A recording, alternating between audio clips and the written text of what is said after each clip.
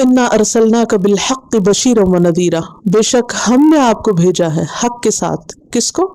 محمد صلی اللہ علیہ وسلم کو بھیجا ہے حق کے ساتھ، یعنی ہدایت کے ساتھ. بشیرا ونذیرا، دو کام دے کر، دو صفات آپ کی بیان ہوئی، اچھی خبر دینے کے لیے بھی اور ڈرانے کے لیے بھی.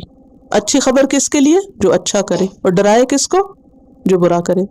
جیسے سورۃ الکہف کے شروع میں آتا ہے نا، الحمدللہ الذی انزل علی عبدہ الکتاب ولم یجعل لہ عوجا قیما لینذر بأسا شدیدا من لدنہ ویبشر المؤمنین الذین یعملون الصالحات ان لہم اجرا حسنا ماکثین فیہ ابدا وینذر الذین قالوا اتخذ اللہ ولدا ما لہم بہ من علم ولا لآبائہم.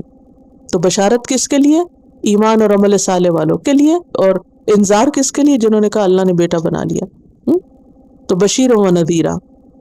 ولا تسأل، اور آپ سے نہیں پوچھا جائے گا، عن اصحاب الجحیم، جہنم والوں کے بارے میں. اہل جہنم کے بارے میں آپ سے نہیں سوال کیا جائے گا. آپ کا کام کیا ہے؟ خبردار کرنا.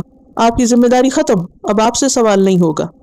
اس آیت سے ایک بات یہ بھی پتہ چل رہی ہے کہ آپ کی رسالت برحق ہے. آپ جو لائے وہ سچ ہے، جو لائے ہیں چاہے قرآن ہے چاہے سنت ہے، کیا ہے وہ؟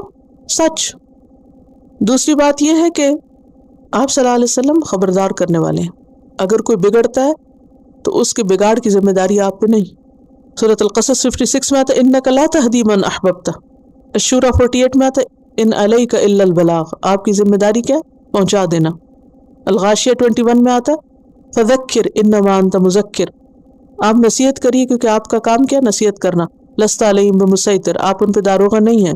ایک اور بات یہ ہے کہ آپ بشیر و نذیر تو تھے، آپ الہ نہیں تھے. آپ کا ربوبیت اور الوہیت میں کوئی حصہ نہیں. آپ رسول ہیں، معبود نہیں ہیں. اور پھر خوشخبری کس کے لیے ہے؟ اچھے کام کرنے والوں کے لیے. تو ہم سب کو کیا کرنا چاہیے؟ اچھے کام. اچھا کام کون سا ہے؟ جس کو کر کے دل میں اطمینان اور خوشی آئے.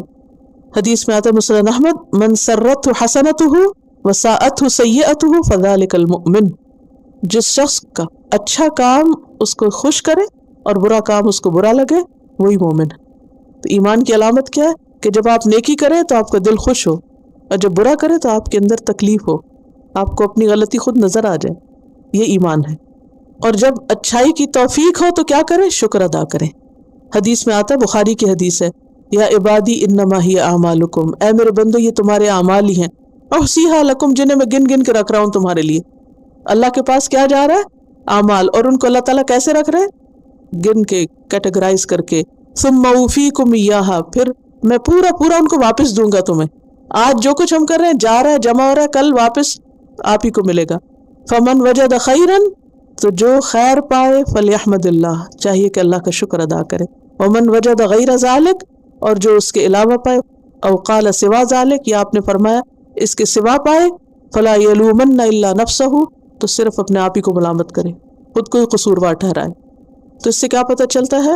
نیکی کرنا خوشی کا باعث ہوتا ہے. اور یہاں جو نبی صلی اللہ علیہ وسلم کی 2 صفات ہے، اس کے علاوہ بھی کئی صفات آتی ہیں اور بہت ہی خوبصورت صفات ہیں. انشاءاللہ کبھی موقع ہو تو ان کا ذکر ہوگا، لیکن آج وقت نہیں ہے تو اتنا ہی کافی ہے. أرسلناك بالحق بشيرا ونذيرا ولا تسأل عن أصحاب الجحيم